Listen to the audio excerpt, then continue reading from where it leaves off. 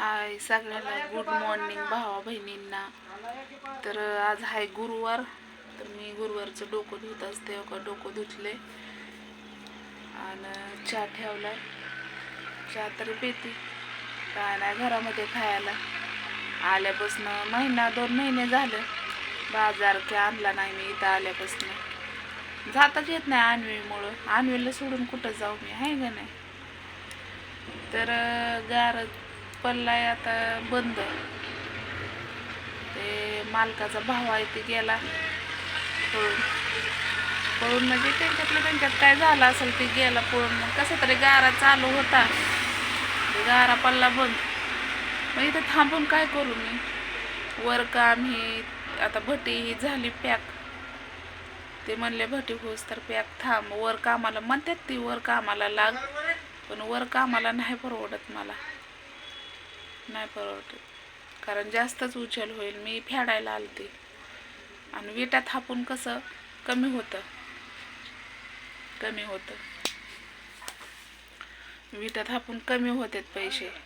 आणि मग पैसे घ्यायला पण काय वाटत नाही. तर इटा म्हणजे चिखल थापायचंच बंद झालं. मग वर कामाला 200 रुपये हजेरीने मी काय करू तेवढ्यात.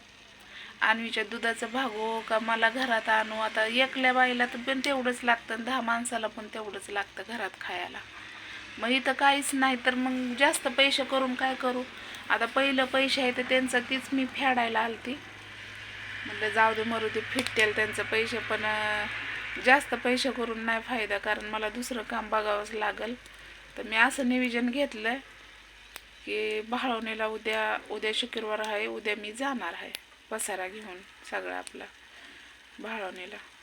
तर बघू तिथनं आता जाईन मैत्रिणीसोबत कामाला, बहिणीकडे ही कुठंतरी कामाला जाईलच मी. पण अन्वीला घेऊन नाही जाता येत. अन्वीला घेऊन इथं पण काम आहे ती मला. खुरपानं ही यांचं वरकाम ही आता भट्टी पॅक झाली. आता वरकाम जरा कमी आलं त्यांचं. मग ते मला रोज रोज तर नाही लावू शकत ना कामाला. आणि इथं कसं यांचं इथं राहायचं मग मला लाज वाटते. तसं गारा चालू असल्यावर काय वाटत नाही, लाज वाटते. मग आता वहिनीला मी फोन करून सांगणार होते, पण माझा नंबर याच्यातलं सगळं डिलीट माझ्याकडून झालं. म्हणून वहिनीला फोन लावला नाही. आता वहिनीला सांगितलं असतं. आता बघू वहिनीला मी विचारून कुठं तरी काम. वहिनीने जीवरमध्ये काम बघितलं होतं ना कपड्याच्या दुकानात. तर मी कपड्याच्या दुकानातच जायला असं मी वाटायला लागलं मला. कुठं नको जायला, पण बघू कोणचं काम चांगलं आहे कोणचं नाही. आईसोबत झालं बोलणं माझं.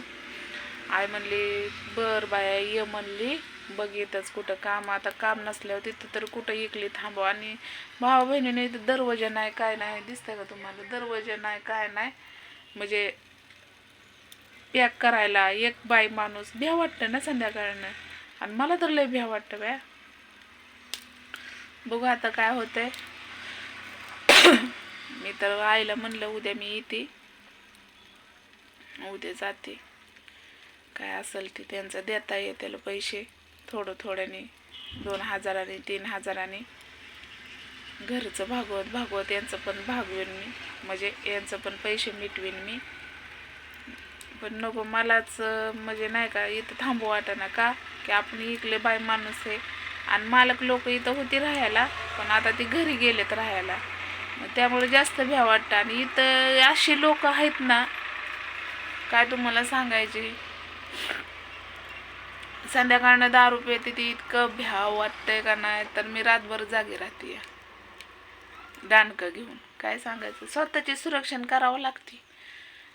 एक लेकरू आहे आपल्यापाशी, आपली काळजी आपणच नाही घ्यायला पाहिजे तर कोण घ्यायचं काळजी. म्हणून माझं जरा तोंड सुकल्यासारखंच आहे. आज असतो गुरुवार मला, म्हणून त्यामुळं डोकं धुतले. आता चहा पिते. आणि अन्वीला काहीतरी, अन्वीला तर 3-4 दिवस झालं चपाती नाही काय नाही. तिकडूनच मी पीठ आणलेलं तेवढंच गेलं. तिला बिस्किट वहिनीने बिस्किट आणलेली चारती मी. काय करू दुसरं काय खायला. आणि कुठं मी जाऊ पण शकत नाही.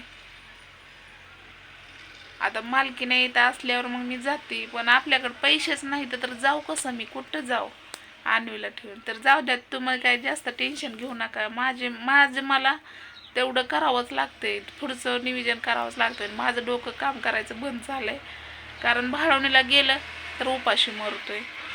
आणि खास करून मग आमचं काय नाही, आम्ही कसं पण खाईल काय पण खाईल, पण अन्वीचं 900 रुपये महिना दुधाचं, परत बिस्किट ही वरचं, म्हणजे लय असते डोक्याला वैताग. तर जाऊ द्या, हेडव आवाला असलं तर नक्कीच लाईक करा. उद्याचा हेडव मी भाळवणीला जाणार आहे. उद्या आहे शुक्रवार, तर इथला असतो बाजार करमाळ्याचा. तर बघू आता काय होतंय उद्याचं, उद्या बघू. उद्या मी तुम्हाला सांगेनच. तर कंटिन्यू हेडव बघत राहावा. तर बाय.